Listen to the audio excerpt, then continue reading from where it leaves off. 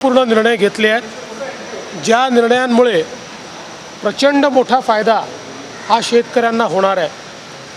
सगळ्यात महत्त्वाचं, या ठिकाणी कच्च्या तेलावर कुठली आयात ड्युटी नव्हती, आयात शुल्क नव्हतं। 20% आयात शुल्क लावण्याचा निर्णय घेण्यात आला आहे आणि रिफाईंड तेलावर 12.5%वरनं तो 32.5% करण्यात आलेला आहे। त्यामुळे सोयाबीनच्या शेतकऱ्याला प्रचंड मोठा त्या ठिकाणी फायदा होणार आहे आणि सोयाबीनच्या किमती बाजारामध्ये वाढण्याकरता त्याचा एक मोठा फायदा होणार आहे। यापूर्वीच सोयाबीनच्या खरेदीचा निर्णय देखील केंद्र सरकारने घेतलेला आहे।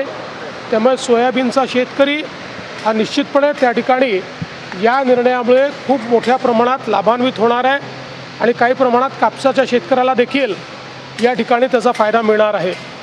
यासोबत आपण जर या ठिकाणी बघितलं तर कांद्याचा मोठा प्रश्न हा निर्माण झाला होता आणि कांद्याच्या प्रश्नावर केंद्र सरकारने मिनिमम एक्सपोर्ट प्राईस पूर्णपणे संपवून टाकलेली आहे आणि या ठिकाणी जी काही त्याच्यावर एक्सपोर्ट ड्युटी होती ती 40%वरनं 20%वर आणलेली आहे। यामुळे कांद्याचे जे भाव आहेत ते स्थिर होण्याकरता, ते वर जाण्याकरता अत्यंत मोठा फायदा या माध्यमातून होणार आहे।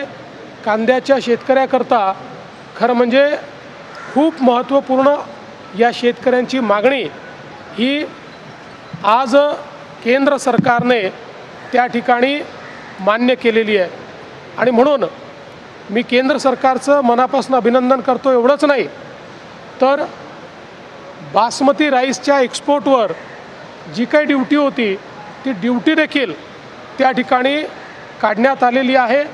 त्यामुळे हा जो काही बासमती धान पिकवणारा शेतकरी आहे यालाही खूप मोठ्या प्रमाणात त्या ठिकाणी फायदा होणार आहे आणि म्हणून या सगळ्या निर्णयांचा थेट फायदा हा या ठिकाणी सोयाबीनचे शेतकरी, कांद्याचे शेतकरी, बासमती राईसचे शेतकरी या सगळ्यांना होणार आहे आणि त्याचा इनडायरेक्टली फायदा हा काही प्रमाणात कापसाच्या शेतकऱ्याला देखील त्या ठिकाणी होणार आहे आणि म्हणून मी केंद्र सरकारचे अतिशय मनापासून आभार मानतो, त्यांचं अभिनंदन करतो आणि अशा प्रकारचा निर्णय हा निश्चितपणे महाराष्ट्रातल्या शेतकऱ्यांना सुखावून जाईल असा मला विश्वास आहे। जे पी नड्डा जी आज मुंबईच्या दौऱ्यावर आहे।